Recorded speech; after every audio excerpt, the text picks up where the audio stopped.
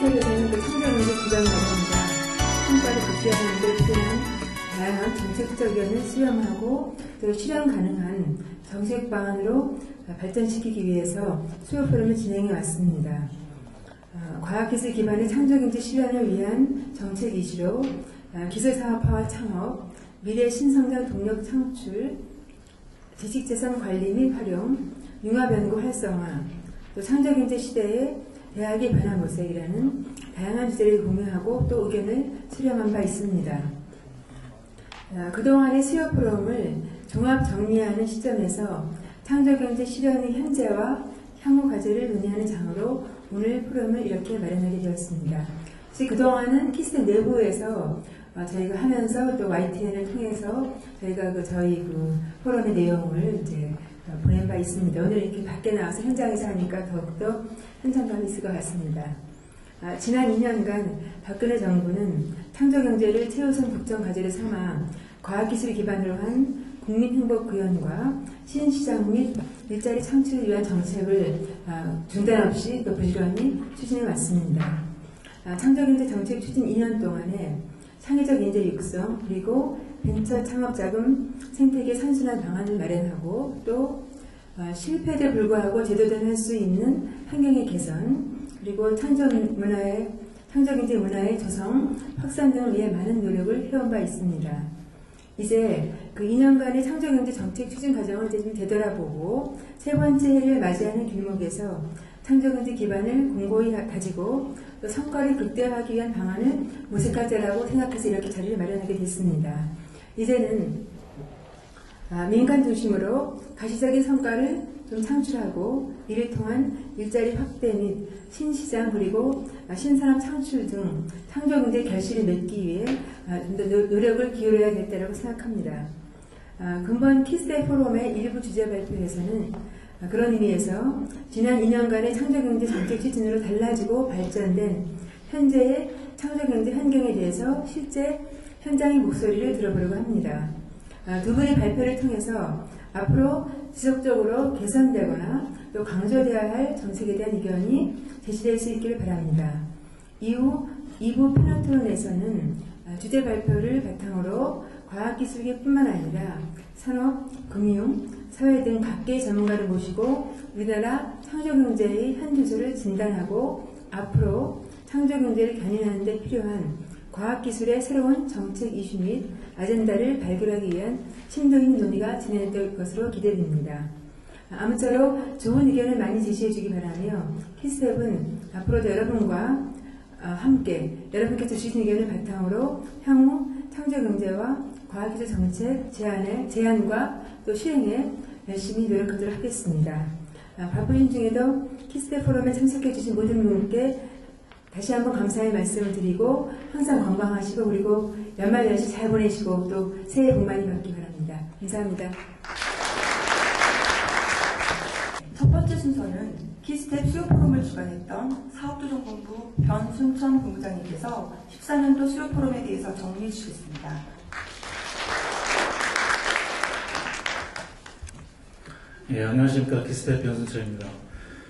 지난 1년 동안 키스텝에서 수요 포럼을 진행을 해왔는데요. 전체적인 포럼 주제 및 간략한 내용을 소개를 드리겠습니다. 우선 저희가 진행한 수요 포럼의 개요, 그다음에 그동안 진행해왔던 포럼의 주제, 그리고 올해 시행한 포럼에 대한 조사 결과 및 개선 사항을 말씀드리도록 하겠습니다. 저희 키스텝 수요 포럼은 창조경제와 과학기술 관련된 현황과 이슈를 발굴을 하고 다양한 이해관계자와의 소통을 통해서 향후에 정책으로 이관이 될 수 있도록 소통의 장을 제공을 하는 걸 목적으로 하고 있습니다. 그동안 올해 1차 공개 포럼을 시작으로 해서 15회 동안 진행이 됐습니다. 격주 수요일에 키스텝에서 진행이 됐고요. 해마다 연말에는 이제 외부에서 공개 포럼, 외부에서 포럼을 진행을 하고 있습니다. 포럼의 자료들은 저희 키스텝 홈페이지에 모두 다 게시가 되어 있고요. 정책 고객들에게 메일로 서비스를 해드리고 있고, YTN 사이언스 포럼에서도 방영을 하고 있습니다. 2014년도 주제를 말씀을 드리도록 하겠습니다.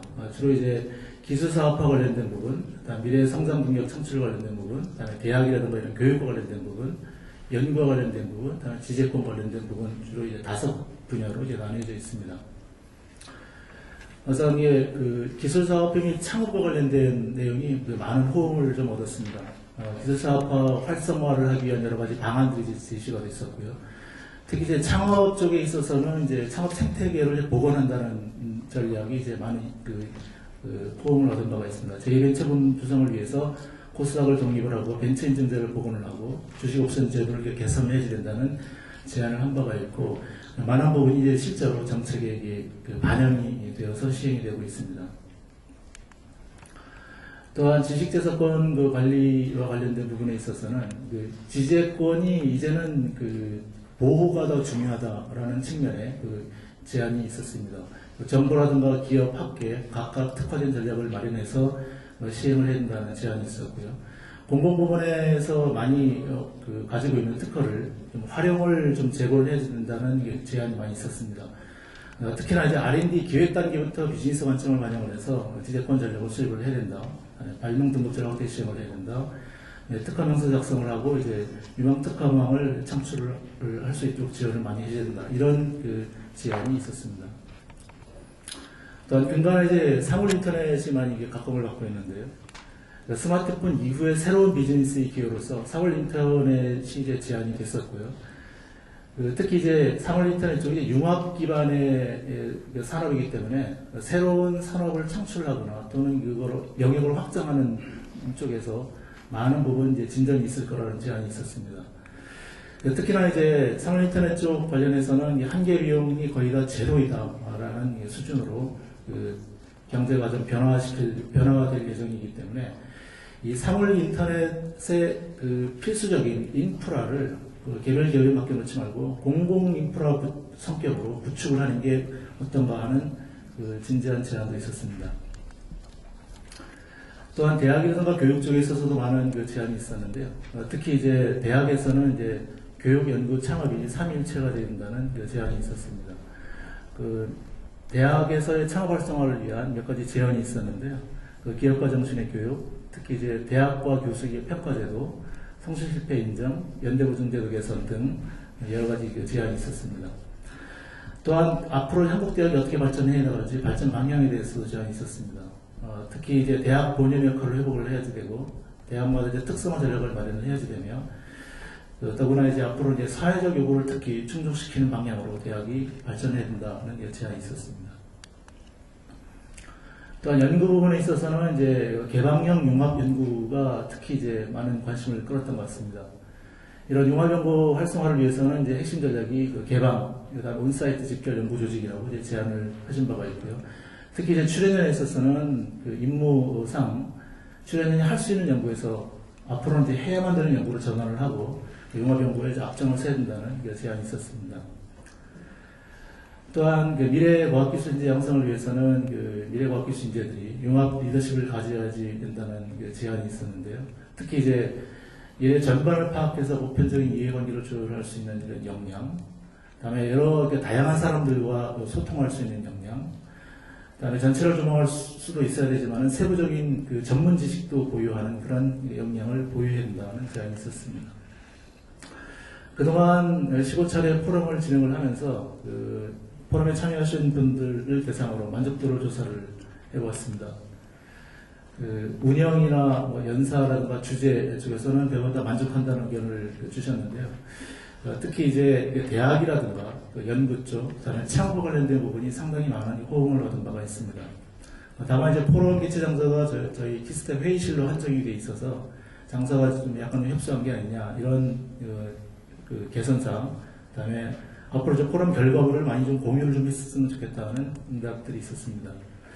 그래서 앞으로는 이제 포럼 운영과 관련된 여러 가지 자료라든가, 그다음에 사전 이런 홍보 이런 쪽에 좀 더 관심을 가질 예정으로 있습니다. 또한 이제 여러분들이 이제 새로운 주제들도 제시를 해주셨는데요. 예를 들면 웨어러블 디바이스, X연구, 산업의 협력, 과학기술 외교, 인재 양성 관련된 내년에 다뤘으면 좋겠다는 신규 주제를 예시로 좀 제안을 좀 해주셨습니다.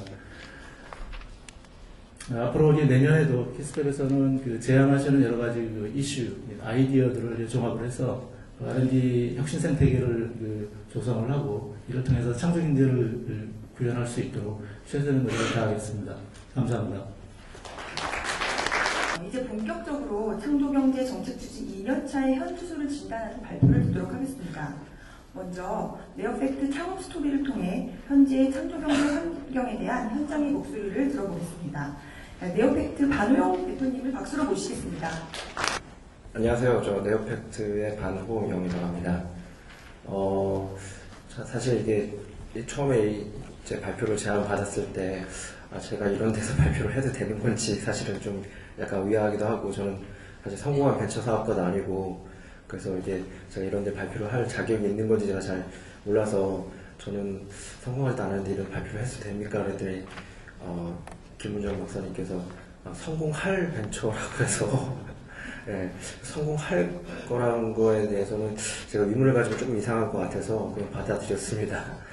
근데 일단은 저에 대해서 이렇게 말씀을 드리면, 저는 이제 일단 전문적으로 소개를 드리면, 저는 카이스트에서 그 항공우주공학을 전공했습니다. 그리고 그러다가 뜬금없이 졸업을 하고 삼성전자에서 TV의 기술 전략 관련 그런 거를 4년 반을 했습니다. 그래서 제가 주로 했던 게 이제 지금은 스마트 TV인데, 그때 제가 했을 때 인터랙티브 TV를 앞으로 어떻게 만들어 갈 것이고, 어떤 식으로 우리가 삼성전자가 어떤 식으로 전략을 기술 전략을 만들 것인가에 대해서 4년 반 정도 하다가 미국으로 가서 미국에서 교포들 대상으로 한 IP 셋탑박스를 가지고 IPTV 사업을 2년 잠깐 했었는데, 그거 말아먹고 그래서 이제 그때 이제 미번 브로스 무너지고, 그래서 갈 데가 없어서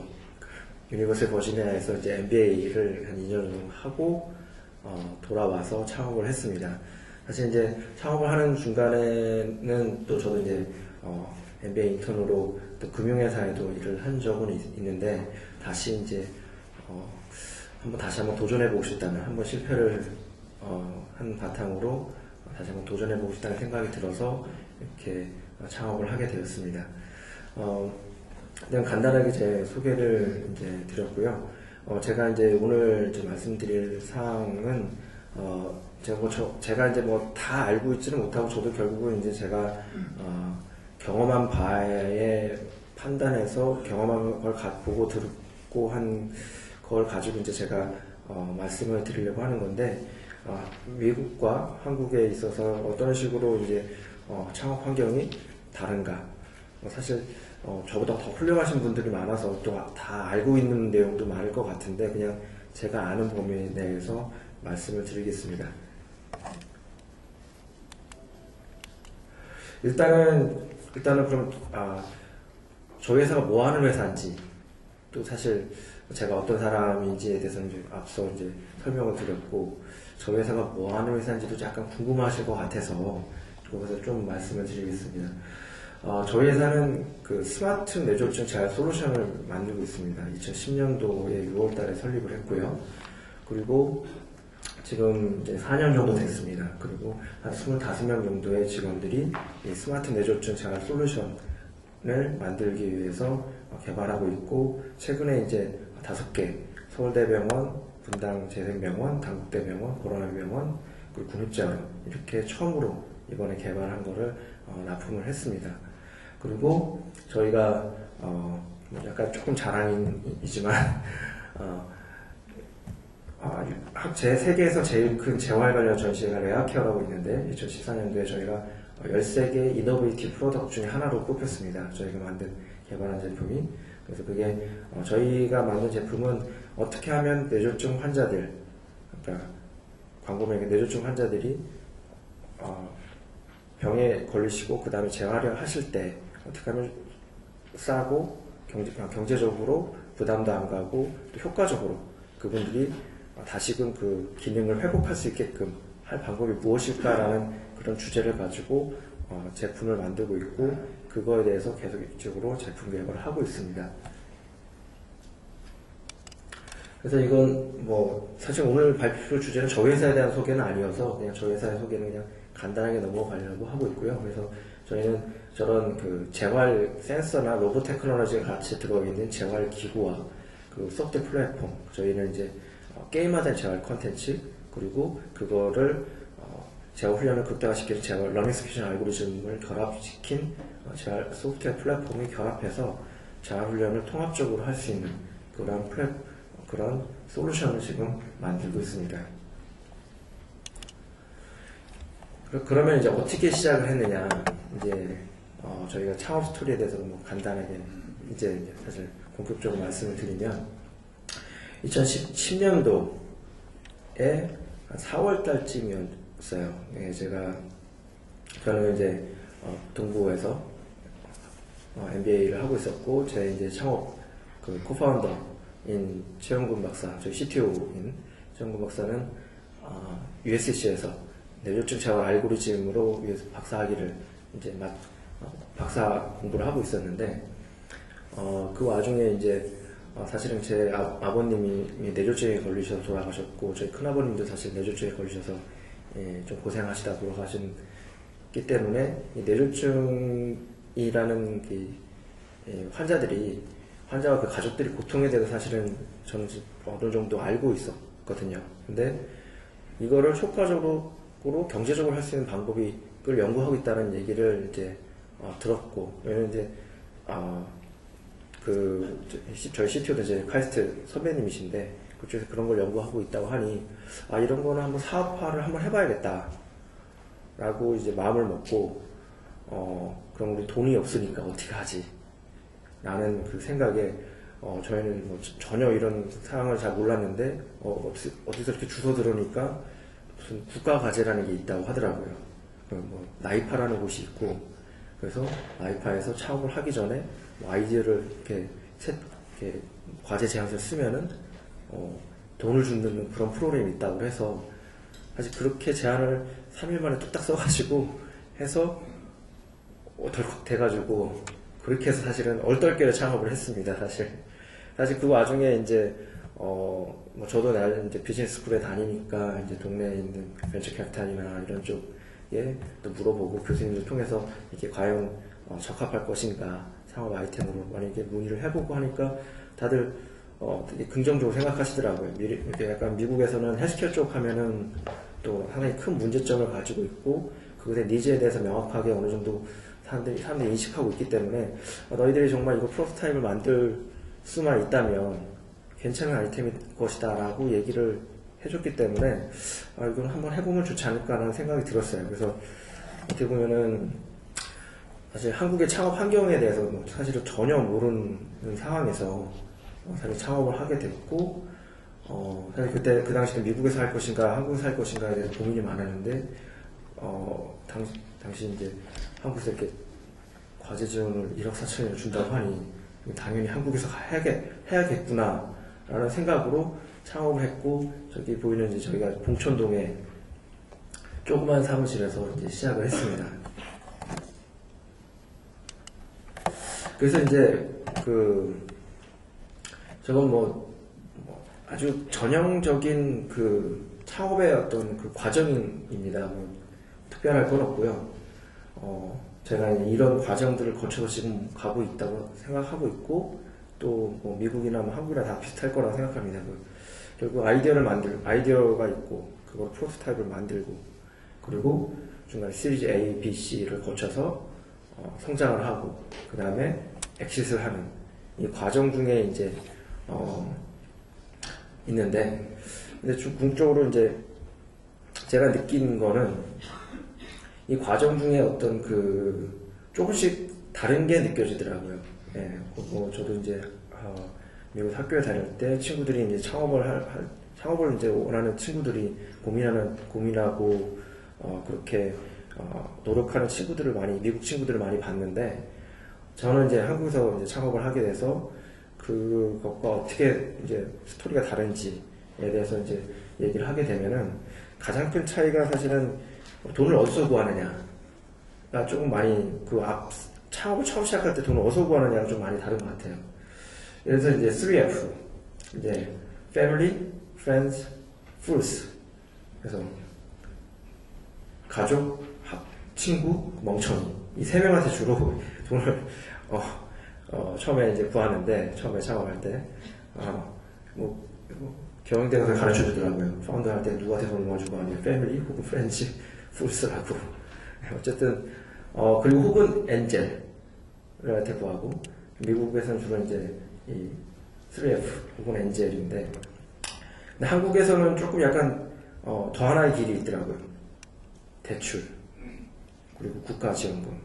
이 대출은 저도 사실은 창업할 때 잘 몰랐습니다. 근데 창업을 하고 나니까 저는 이제 그 당시에는 미국에 있었고, 저희 이제 지금 CTO인 분이 CEO로 있었는데, 미국으로 전화 와가지고 그러시더라고요. 한국에 기보라는 곳이 있는데, 창업을 했는데, 5천만 원을 가져가라고 하더라고. 그래서, 그게 무슨 얘기냐고. 누가 돈을 그렇게 쉽게 꿔주냐고.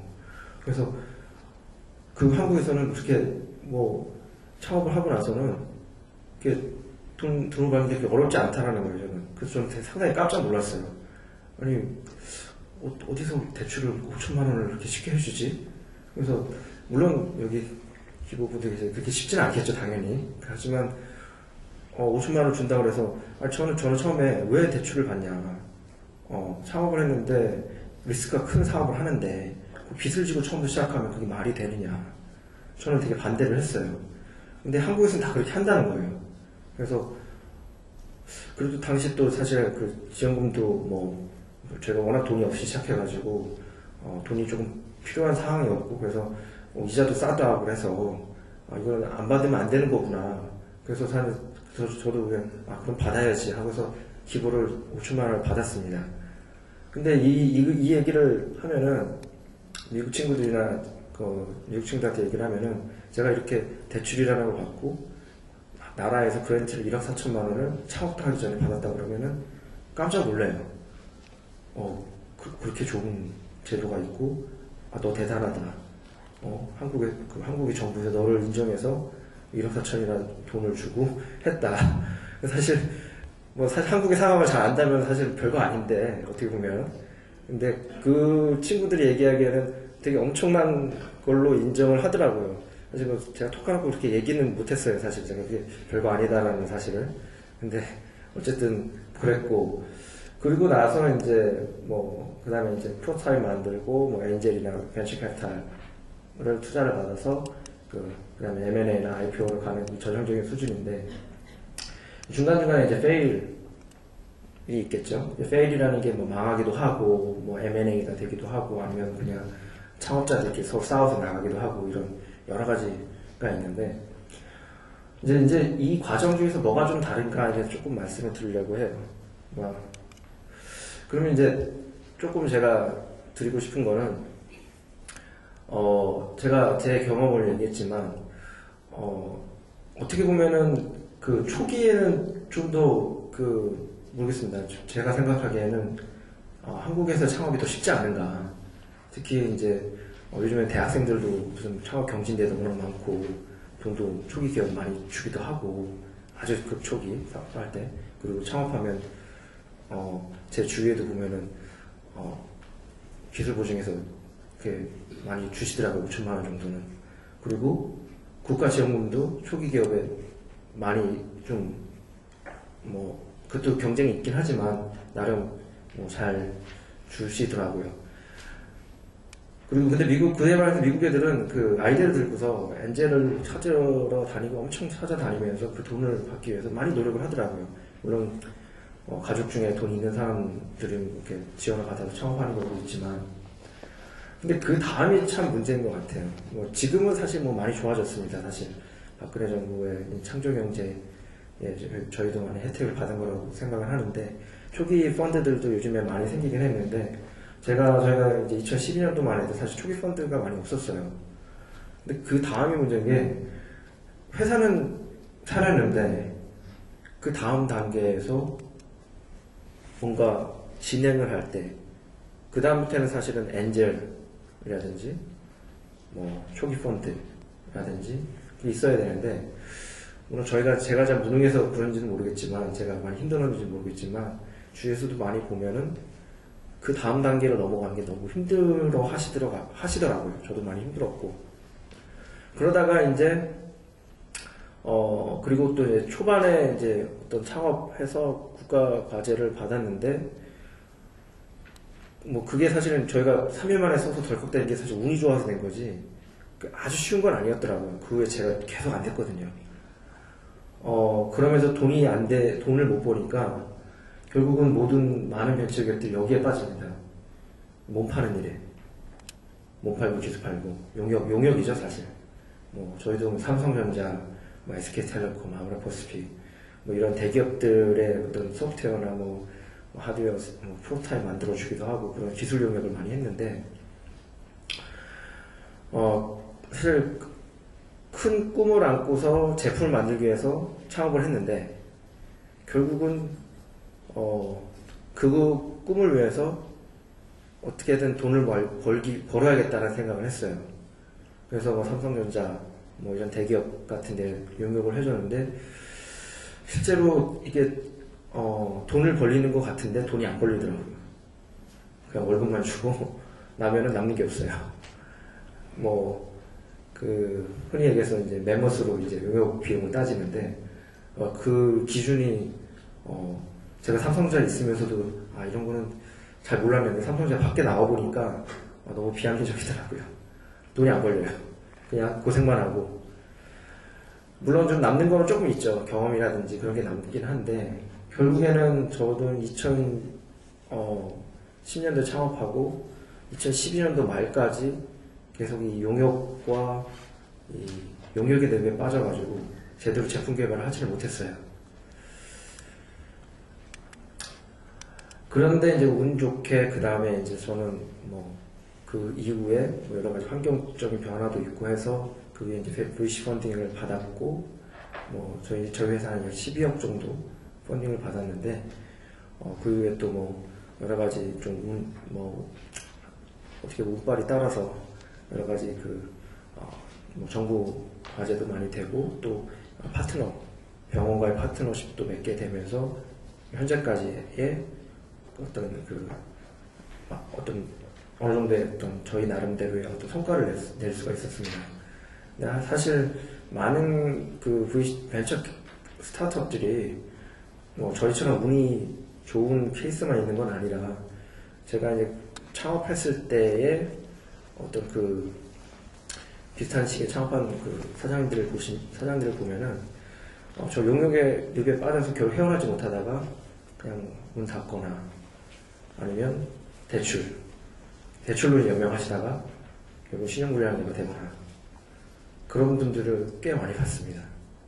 뭐 저랑 비슷한 창업한 거에 보면은 연명률 9명? 뭐 그 정도?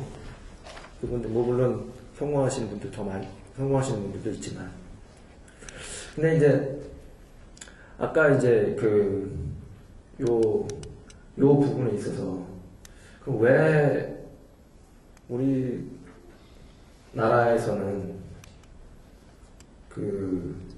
이런 초기 스타트업에 대해서 왜 VC 펀딩이 잘 안 될까? 뭐 저보다 다 아시겠지만,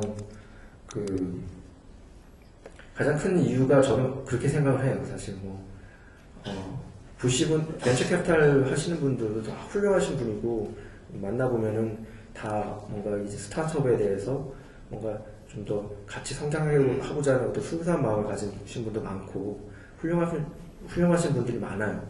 얘기해보면은. 근데 그분들도 사실은, 얘기를 해보면은 어쩔 수 없는 환경적인 그런 요구사항이 있었던 것 같아요. 그분들이 뭐 나빠서 뭐 초기 기업에 투자를 안 하는 게 아니라, 가장 큰 이유가 사실 저는 이거라고 생각합니다. 엑싯에 대한 사실 미국에서는 뭐 다 잘 아시겠지만, VC가 엑싯하는 방법이 대부분 90% M&A로 엑싯을 해요. 근데 우리나라는 90%가 IPO로 엑싯을 해야 되는 상황이고, M&A 시장이 많이 없다 보니까.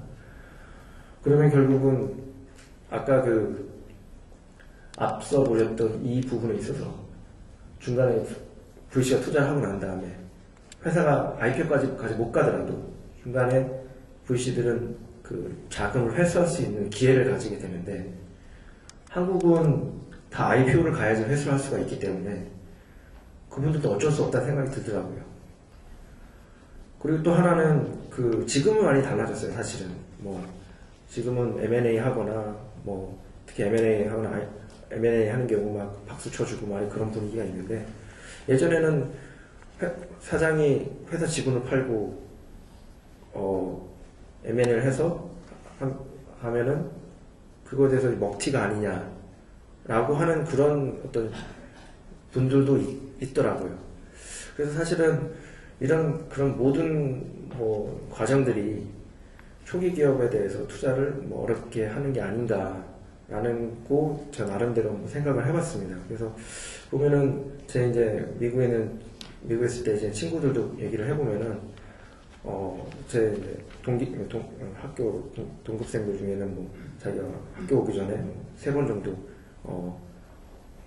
한 친구는 뭐 창업을 했다가 뭐 엑시트 3번 정도 했다. 뭐 그게 뭐 돈 크게 번 것도 아니고 그냥 뭐 조그맣게 M&A를 하거나 아니면 뭐 페일해서 뭐 청산하거나 그런 경험들 되게 쉽게 많이 듣거든요.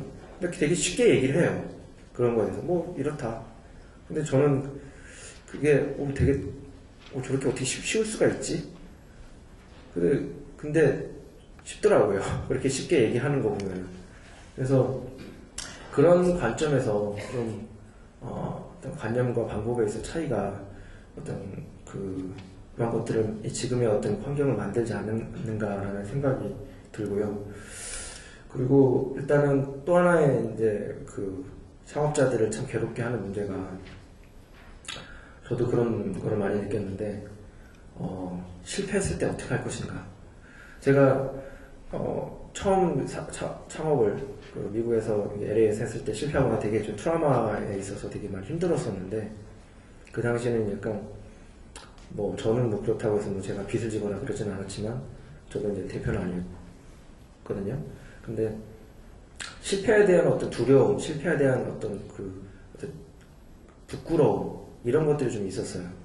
근데 제가 이제 미국에서 학교를 다니면서 술 먹으면서 친구들한테 얘기를 하면은 나 이렇게 실패해서 조금 그렇다 그랬더니 친구들이 야, 너 그렇게 좋은 경험을 했냐, 너 자랑스러워해야지, 그 밸류얼한 경험을 했는데 너 너무 그걸 왜 그렇게 얘기하느냐라고 얘기를 하더라고요. 그런가? 그런 식으로 생각이 좀 바뀌더라고요. 그래서 사실 어렸을 때부터 사실은 우리가 이제 저도 이렇게 스텝을 밟아오면서 이렇게 실패하고 실수하는 것에 대해서 사실 부끄러워하고 두려워하는 그런 마음이 있는데, 그것에서 오히려 그 친구들이 이제 배웠다라는 식으로 얘기를 하는 거 보면서 이 관점이 좀 많이 다르구나라는 생각을 많이 했어요. 그리고 또 하나의 가장 큰 거는 많은 경우에 이제 뭐 다 아시는 얘기지만 저도 이제 뭐 우리나라 같은 경우는 대출 받으면 다 뭐 법인이 돈을 받아도 사실 기업가가 다 연대보증을 하잖아요.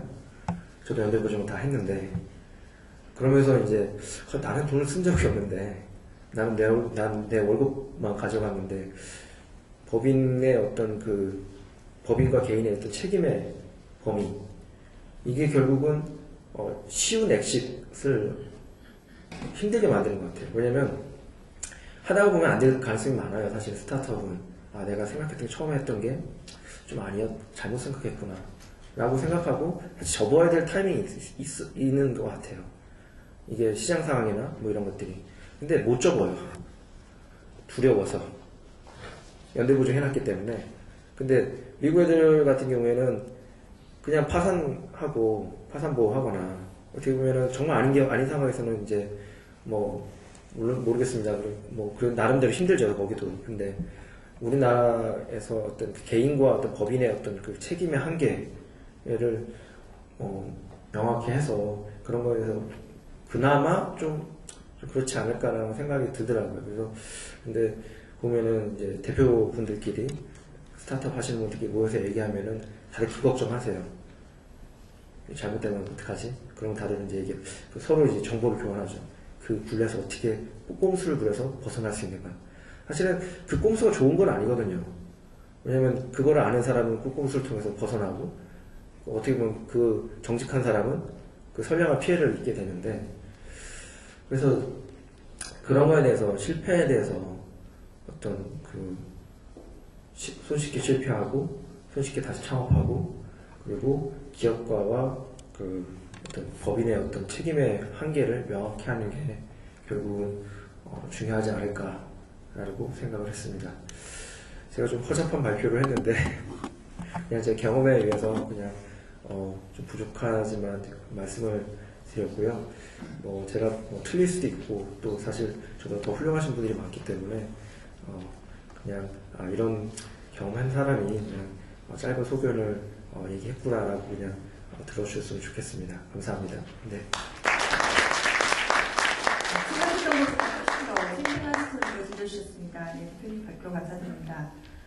창조경제 씨앗이 되는 기술사업화 촉진을 위해 최근 기술지주회사들이 설립되고 그 기능이 강화되고 있습니다. 다음으로 과학기술특성화대학교 기반의 기술사업화 촉진을 위해 설립된 미래과학기술지주의 역할과 현황에 대해서 들어보겠습니다.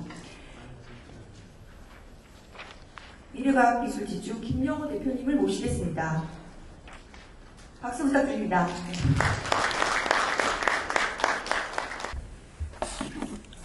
네, 안녕하십니까. 미래과학기술지주의 김영호라고 합니다. 공기반, 소리반, 맑은 목소리로다가 이렇게 여러분들 뵀어야 되는데, 제가 자기 관리를 잘 못한 탓인지 오늘 좀 목이 좀 상해 있습니다. 그래서 듣기 좀 불편하시더라도 좀 양해를 좀 부탁드리고요.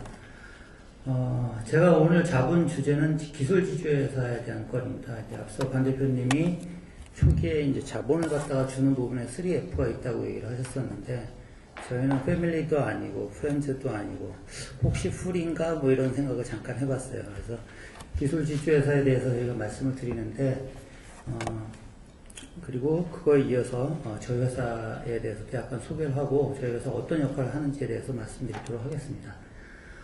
저는 이제 공학을 전공한 케이스였었고요. 대기업에서 한 10년 정도 R&D를 했었고 그 후에 상품기획과 사업계획, 전략계획 업무를 했습니다.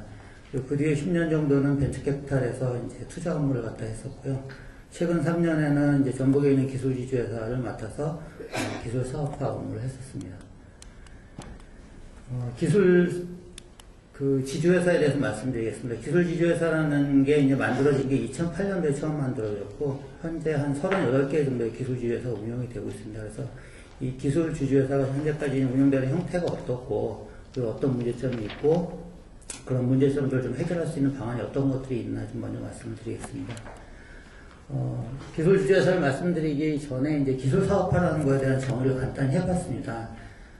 원래 이제 협의의 기술사업화라고 하는 거는 실제로 기술을 이렇게 받아다가 그거를 실제로 상품화하는 것 자체만 기술사업화라고 과거에는 얘기를 했습니다.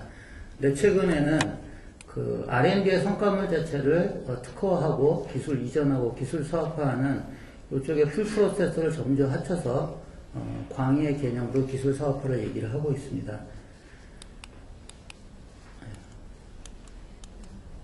그래서 그 기술 사업화를 할 수 있는 조직으로 보면은 현재 기존에 어떤 TLO라는 조직이 있었습니다. 아시는 것처럼 주로 이제 기술 이전을 담당했던 조직이고요.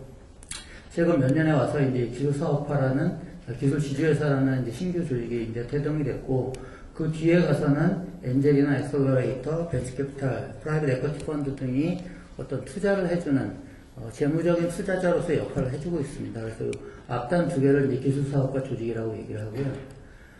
기술지주회사가 그럼 왜 만들어졌느냐? 과거에 뭐 여러 가지 이런 유형의 기술지주회사 형태도 있었었는데 과거에는 약간은 간접적인 부분 또는 약간은 소극적인 형태로다가 기술사업화가 진행이 됐었는데 이런 걸로 해결이 안 되는 부분들을 대학이나 출연형 기술도 좀 더 적극적으로 사업화를 하는 게 맞겠다라는 판단에서 기술지주회사가 태동이 됐다고 생각합니다.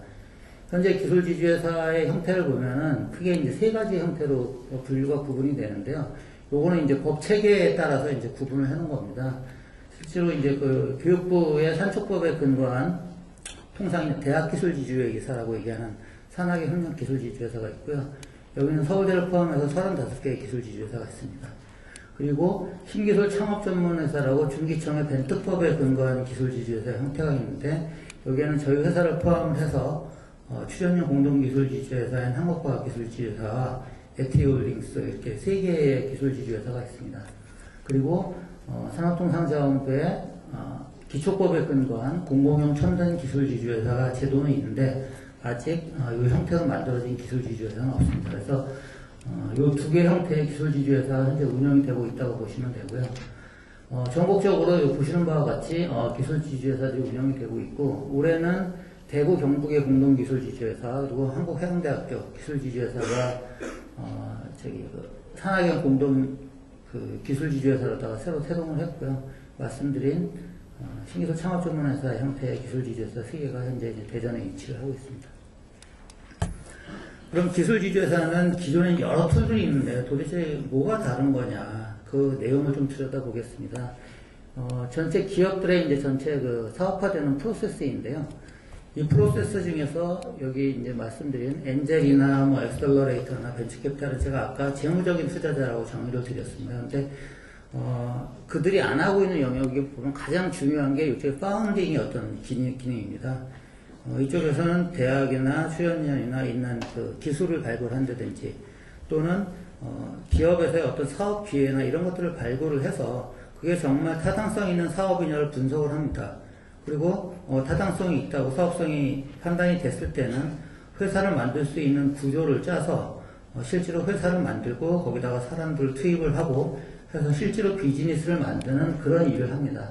이런 일을 하는 부분이 가장 큰 어떤 차별화된 포인트가 되어 있고요.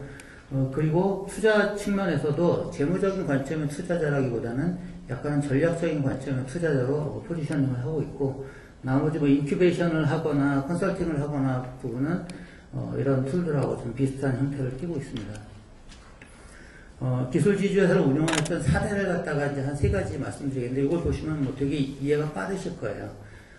어느 대학에 나노소매와 관련된 기술이 있었습니다. 근데 이 기술을 사업화하는 게 굉장히 의미가 있겠다라는 사업성 검토 결과가 나왔고, 그럼 어떻게 할 거냐, 혼자 할 거냐, 누구랑 같이 할 거냐에 판단해서 실제로 이쪽에 밸류 체인을 갖고 있는 기업체하고 같이 하는 게 좋겠다는 판단에서 대기업하고 대기업을 대상으로 영업을 했습니다. 기술에 대한 영업을 해서 그 중에 한 군데하고 이제 연결이 돼서 실제로 이제 회사를 만들게 됐는데, 대기업에서는 현금 10억을 태웠고요. 이쪽에서 대학에서는 기술지주회사를 통해서 10억을 기술가치 평가를 받아서 현물 출자를 했습니다. 그리고 기술지주회사는 회사가 만들어진 과정에서 중기청의 사업화 자금을 받아서 2년 동안 10억을 갖다가 회사 운영을 할 수 있게 해서 법인 설립과 동시에 20억의 현금을 가지고 회사를 스타트할 수 있었고요. 그리고 가장 중요한 이 안에서 근무할 수 있는 사람들을 사실 구하기가 어려운데요. 그 인더스트리 사람들. 대부분 보면 교수님 랩에 있는 대학원생들이 이렇게 와서 하는 경우가 많습니다. 근데 이제 그런 것만 필요한 게 아니기 때문에 실제로 이 파트너 기업에서 많은 인력이 투입이 돼서 회사가 R&D를 하고 R&BD를 할 수 있는 부분 서포트를 했습니다. 그래서 결과적으로는 지금 이제 생각했던 것보다는 기간이 조금 늘어지긴 했는데 3년여 정도가 경과를 했고 대기업에서 요구하는 스펙 이상의 결과를 만들어냈습니다. 그래서 최근에 투자 규모를 놓고서 대기업에서는 50억에서 한 200억 정도 선에서 지금 라인 증설하는 부분을 고려를 하고 투자 계획을 수립하고 있는 상태이고요. 두 번째는 기존에 있는 기업에 이제 투자를 하고서 진행한 결과입니다. 기존의 회사는 이제 곡물 회사이고 전통적인 제조업을 하던 회사였는데, 여기다가 버섯을 갖다가 관련되어 있는 그 육성하는 특화를 갖다가 제공을 하고, 그 다음에 정부의 사업비를 확보할 수 있는 부분을 지원을 해줌으로 해서, 그리고 여기 현물과 이제 현금을 투자를 했습니다. 그리고 이제 이 회사하고 같이 이런 사업 계획을 짜면서 실질적으로 곡물 사업에서 벗어나서 쌀이나 무슨 뭐 곡물을 파는 회사가 아니라 이제 소재, 화장품이나 건강기능식품 이런 데 소재를 제공하는 회사로 회사의 모양을 바꾸는, 비즈니스 시스템을 바꾸는 그런 형태로 시도를 했고요. 현재는 이제 공장 세팅하고 기존의 매출 외에 더 추가적인 매출을 위해서 지금 영업을 하고 있는 그런 상태입니다. 그리고 세 번째는 이제 인도의 해외에다가 이제 설립을 한 건입니다. 처음에 스타트는 인도에 있는 이제 법인에서부터 자동차와 관련돼 있는 한 회사로부터 어떤 기술에 대한 니즈가 있다라는 걸 알게 됐습니다. 인도는 이제 사무차 공장 시장이 우리나라보다 한 10배 정도 규모로 큰 시장을 갖고 있는데 상대적으로 기술이 좀 딸리다 봅니다. 그래서 그거를 소싱을 한 게 뭐 일본이나 독일이나 한국이나 이 정도가 대상인데 일본이나 독일은 가격적으로 좀 비싼 부분이 있어서 그와 동등한 기술을 가지고 있으면서 가격이 저렴한 한국에서 이제 뭔가 기술을 소싱하고 있는 차원에서 저희가 거기를 한국에 있는 대학의 기술과 그리고 한국의 현대자동차의 부품을 공급하고 있는 파트너 기업을 발굴을 해서 셋을 연결을 했습니다. 그리고 원래 이 인도에 있는 기업에다가 현물 출자를 대학 기술을 하려고 했었는데 인도에는 법상 현물 출자라는 거를 할 수 없게 지금 법이 돼 있었기 때문에 저희는 기술을 갖다가 파트너 기업에다 기술 이전하는 형태로 했고요. 세 개의 출자자는 현금만 투자를 해서 인도의 푸네 지역에다가 공장을 작년 9월달에 설립을 했습니다. 그리고 이제 1년이 조금 넘었는데 최근에 인도의 그 타타모터스로부터 약 200억 정도의 첫 PO를 갖다가 수주를 했습니다. 이런 형태로다가 이제 만드는 것들이 기술 지주회사가 하는 역할이라고 좀 보시면 되고요. 기존에 이제 기술 지주회사들이 어떤 정도의 그 실적을 올려나를 보면 현재 그 2014년 기준으로다가 제가 전혀 안 보이는데 이 정도의 이제 그 30 지금 아까 8개 정도의 기술 지주회사 현재까지는 있다고 말씀을 드렸고 그 다음에 자회사는 2014년에 145개 그리고 이 정도의 그 일자리 창출을 했습니다. 그리고 업종 분류는 첨단 제조와 소프트웨어 IT 분야를 포함해서 주로 이제 회사들이 만들어졌고요. 그 나름 이런 실적을 갖고 있는 상태인데 아까 말씀드린 것처럼 기술 지주회사가 운영이 된 지 이제 한 6년 정도가 됐습니다. 그러면서 운영상에 어떤 많은 문제점들이 좀 도출이 됐고 여러 번 이제 얘기된 건들이 좀 많이 있습니다. 근데 이 부분을 제가 쭉 한번 그룹핑을 해봤어요. 그룹핑을 해보면 크게 자금 부분에 대한 부분, 그 다음에 관심이나 의지에 대한 부분, 그 다음 법과 제도에 대한 부분으로 나눌 수 있을 것 같습니다. 근데 적어도 제가 판단하기에 이런 재무구조만 개선이 된다고 하면 전체 문제의 80%를 해결할 수 있는 형태일 거다라는 저는 판단을 했습니다. 그런데 그동안에 이루어진 어떤 정책이나 뭐 법이나 이런 것들에 대한 개선 부분을 보면은 이 부분에서만 거의 맴도는 경향이 있었어요. 그래서 핵심을 건들지 않고 자꾸 주변을 맴도는 그런 형태가 있다고 저는 생각이 좀 들었고요. 그래서 그럼 이거에 대한 걸 어떻게 할 거냐에 대해서 다음에 설명을 드리겠습니다. 기술 지주회사의 이제 재무구조를 개선하기 위해서는 크게 두 가지로 생각을 할 수 있는데 하나는 인풋을 늘리는 방법이 있고요. 또 하나는 아웃풋된 거를 피드백 시켜서 다시 인풋으로다가 만드는 방법이 있습니다. 두 번째 케이스에는 이제 뒷장에서 자세히 설명을 드리도록 하겠고요. 그 인풋을 어떻게 늘릴 거냐?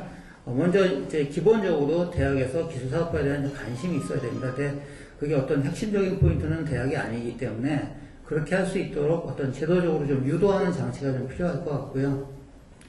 그래서 정부에서도 대학을 지원할 때 이런 그 대학을 평가하는 부분에 있어서 그 기술 지주회사에 대한 지원이나 또는 육성했던 것들이 어떤 결과를 갖고 있는지를 좀 평가한다 그러면 좀 더 관심을 갖고서 이런 입력 부분이 조금 더 늘어날 수 있을 걸로 좀 보여지고요.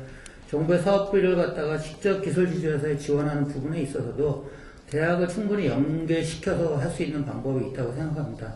그래서 그런 부분들을 좀 바꾼다 그러면 입력 부분이 좀 증대가 돼서 입력 부분이라는 결국은 뭐 증자 형태로라고 해서 기술 지주회사에 이제 돈이 들어오겠죠. 그래서 조금 이제 재무구조가 개선이 될 거고요. 그리고 이제 그 출력이 됐던 부분을 피드백 시켜서 인풋을 한다라는 부분은 실질적으로 투자된 돈을 갖고 자회사를 만들면서 이제 돈이 나가게 됩니다. 그러면 이제 그 돈을 갖다 이제 회수를 하는 방법인데 첫째는 일단 가지고 있는 돈이 많지 않기 때문에 그걸 레버리지를 되게 일으킬 필요가 있고요. 그리고 앞서 이제 얘기한 여러 문제 중에서 기술 지주회사가 전문적이지 않다, 운영 지원이 별로 없다, 투자 지원도 별로 없다라는 부분을 실제로 이들이 운영할 수 있는 펀드를 만들어준다 그러면은 어떤 성과보수나 관리보수를 통해서 이런 그 재무적인 능력을 갖게 되고 그 재무적인 능력으로 이런 문제를 전부 다 해결을 할 수 있다고 생각을 합니다. 그리고 전체 그 벤처 생태계에서 보면은 벤처 캐피탈이나 또는 그 엔젤 쪽의 펀드들이, 초기 펀드들이 초기 기업, 창업 초기 기업에 투자를 하라라고 얘기를 했지만 아까 얘기하신 것처럼 실질적으로 투자가 안 이루어지는 게 현실이고 이건 데이터로도 나와 있어요. 그거는 이쪽 부분에 있는 그 툴들이 대부분 재무적인 투자자이기 때문에 그렇습니다. 그래서 어떤 전략적인 목적의 펀드가 필요하고 그걸 저는 기술사업화 펀드라고 명명을 했는데 이거를 다른 툴이 아닌 기술지주회사에서 운영할 수 있게 만들어준다 그러면 이런 문제들을 해결할 수 있다고 생각하고요. 두 번째로는 이들이 빠르게 엑시트하는 게 필요합니다. 실제로 회사를 만들어서 IPO까지는 한 12년 정도 평균 걸리는데 그 기간을 버티면서 가기에는 기술지주회사가 체력도 없고 그게 롤도 아니라고 생각을 해요. 중간에서 이런 그 툴들한테 어떤 바톤 터치를 해주는 게 필요하고 이런 기업들을 더 육성을 하는 거는 벤처캐피탈이나 엔젤이나 뭐 이런 쪽의 롤, 프라이빗 에쿼티나 이런 롤들이 있다고 생각합니다. 그래서 그런 역할을 해줄 수 있는 데에 넘기는 형태이기 때문에 이런 형태의 중간 과정에서 약간 갭펀드의 성격이 있을 수 있는데 세컨더리 펀드를 만들어줘서 기술사업화 펀드를 통해서 만들어진 회사의 지분을 인수할 수 있게 해준다 그러면 여기서 이제 빠른 회수가 일어나고 그 회수는 다시 재투자가 되는 그런 형태이기 때문에 어떤 기술지주회사의 재무구조를 개선하는데 이것도 의미가 있을 거다라는 그런 생각을 합니다. 그래서 뭐 간단하게 그 어떤 운영상의 문제점을 큰 구점은 제가 말씀을 드리고 뭐 전부 다는 얘기를 안 했는데 이런 저 의견을 좀 말씀을 드리고요. 그리고 저희 회사는 그럼 이런 상황에서 이제 어떤 회사고 어떤 역할을 할 거냐를 짧게 말씀을 드리겠습니다. 저희 회사는 올해 초에 3월달에 설립이 됐습니다. 그리고 카이스트에 지금 물진 캠퍼스 안에 위치를 하고 있고요. 올해 그 8월달에 장관님 모시고서 미래부 장관님 모시고로 개소식을 했고 현재 저희가 한 3호까지 자회사를 만들었습니다. 그리고 내일 그 투자심의 자문위원회가 있는데 그거 끝나고 나면은 성공적으로 개최가 되고 나면 한 5개까지 올해 안보다 자회사가 완성이 될 것 같습니다. 그 한 페이지가 넘어가네. 저희 회사는 여기 보시는 것처럼 4개의 이제 과계 특성화 대학이 주주가 돼서 만들어진 회사고요. 그래서 4개 과계 특성화 대학의 기술을 갖다가 사업화하는 임무를 가지고 있습니다. 그래서 매년 30억씩 해서 5년 동안 150억이 투자가 될 예정이고요. 미래창조과학부로부터 매년 30억씩 5년 동안 150억의 사업비 지원을 받아서 운영을 하고 있습니다. 그리고 앞에 그 기술지주회사 부분에서 제가 좀 전문적이지 못하다라는 부분을 말씀을 드렸었는데 그 전문적이지 못한 이유는 사실 그렇게 전문 인력을 확보할 수 있는 여건이 안 되기 때문에 그런 이유가 많습니다. 근데 저희 회사는 그런 면에서 자금적으로 좀 어느 정도는 좀 충분한 자금을 확보하고 지금 일을 시작을 하고 있기 때문에 다른 기술 지주회사하고는 다르게 굉장히 우수한 인력들을 확보해서 현재 일을 좀 진행을 하고 있고요. 실제로 기술사업화는 기술사업화본부에서는 대기업이나 벤처캐피탈에서 실제로 이와 유사한 일을 했던 전문가들을 저희가 섭외를 해가지고 현재 일을 하고 있고 또 관리 쪽에서는 정책이나 또는 이런 부분들 정부 정책을 같이 하고 또 외부에 어떤 네트워킹을 할 수 있는 그런 부분들을 같이 지원을 해주고 있습니다. 저희 회사의 주요 업무는 뭐 앞서 말씀드린 그 기술사업화라는 광의의 기술사업화 업무를 하는 게 이제 저희의 주요 임무고 향후에는 어떤 펀드를 좀 만들 수 있다 그러면 저희가 펀드까지 운영하는 형태로 해서 좀 진행하려고 하고요. 기존에 있는 기업들한테 자문 대행하는 부분이 있지만 이거는 가능하면은 뭐 최소한으로 해서 좀 운영을 하려고 하고 하고 있습니다.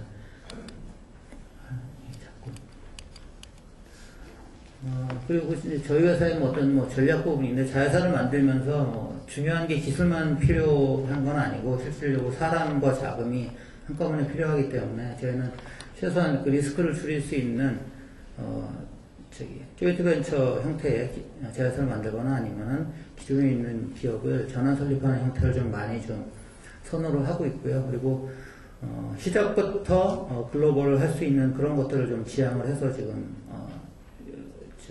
자회사를 만드는 부분을 좀 셀렉션을 하고 있습니다.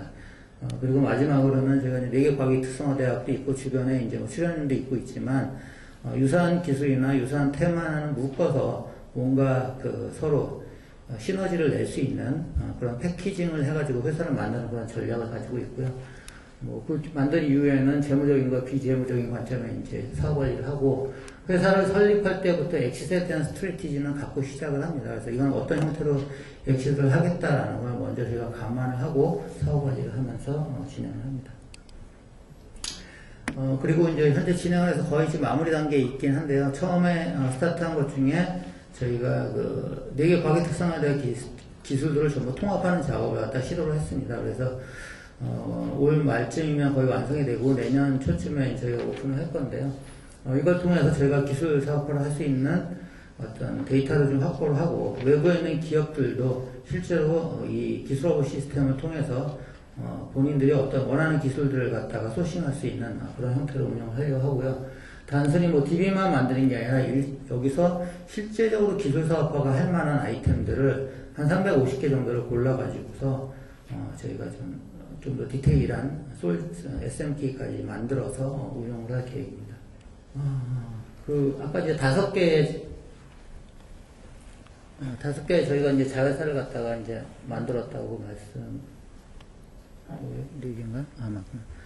말씀을 드렸는데, 여기 현황입니다. 그리고 앞에 이제 3개는 이제 조인트 벤처 형태로다가 저희가 다 만들었었고요. 그리고 밑에도 전환설립 형태이긴 한데, 사실은 조인트 벤처는 크게 다름이 없어요. 왜냐하면 이 회사들이 현재 지금 뭐 오퍼레이션을 되게 오래 하고 그런 회사들이 아닙니다. 이제 막 스타트업을 한 회사고 단지 뭐 설립한 지 몇 달 되거나 뭐 1년 미만인 정도의 그런 기업들이기 때문에 거의 조인트 벤처 형태로 만들었다고 보시면 되고요.